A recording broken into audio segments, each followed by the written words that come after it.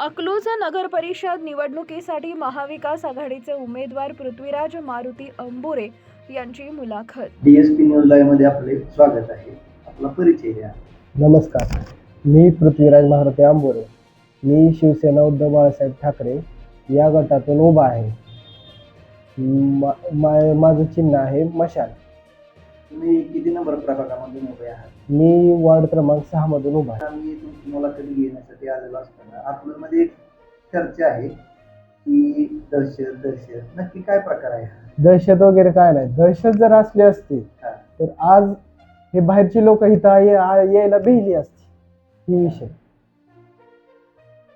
आपला निवडणुकीचा अजेंडा काय आहे? विकास कामाबाबत आता सध्यापर्यंत इथनं पुढं तर मी सांगतो, इथनं पुढं जी काय रस्ते वगैरे, पाणी, नळ किंवा लाईट हे जे प्रॉब्लेम आहेत ते मी 100% माझे जेवढे प्रभागातले लोक आहेत त्यांची 100% सॉल्व्ह करणार, हे मी आश्वासन देतो। सध्या असे काय प्रॉब्लेम आहेत का की मेजर प्रॉब्लेम आहेत किंवा ते दिवसेंदिवस झालेलेच नाही, असे काय प्रॉब्लेम आहेत का तुमच्या प्रभागात? असं तर काय नाहीये, पण विषय कसा आहे, आता सध्याला खालनं म्हणजे जी पाईपलाईन वगैरे येतात, अंडरग्राऊंड पाईपलाईन जी येतात त्याचे काम सध्याला चालू आहे। थोडे रस्ते वगैरे कुठं प्रॉब्लेम आहे, पाण्याचे प्रॉब्लेम आहे। पाण्याचा काय प्रॉब्लेम आहे की बाबा आता सध्या लोकसंख्या अकलूजची भरपूर वाढलेली आहे, पाणी पुरवठा तेवढा होत नाहीये, म्हणून वरनं विशेष काय केलेलं आहे, जी आपला पाणी साठा आहे तो मोठा करण्याचा कामकाज चालू आहे।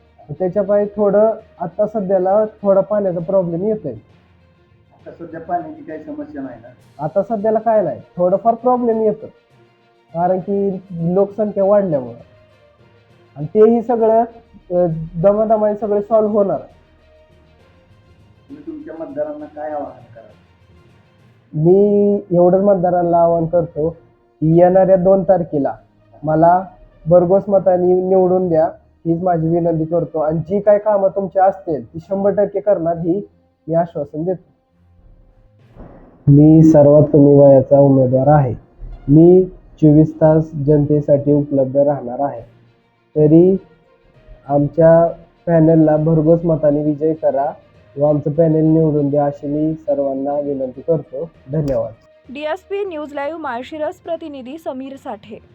सर्वसामान्यांना न्याय मिळवून देणारे हक्काचे चॅनल डीएसपी न्यूज लाईव्ह। संपूर्ण महाराष्ट्रातील बातम्यांसाठी चॅनलला लाईक करा, सबस्क्राईब करा आणि शेअर करा।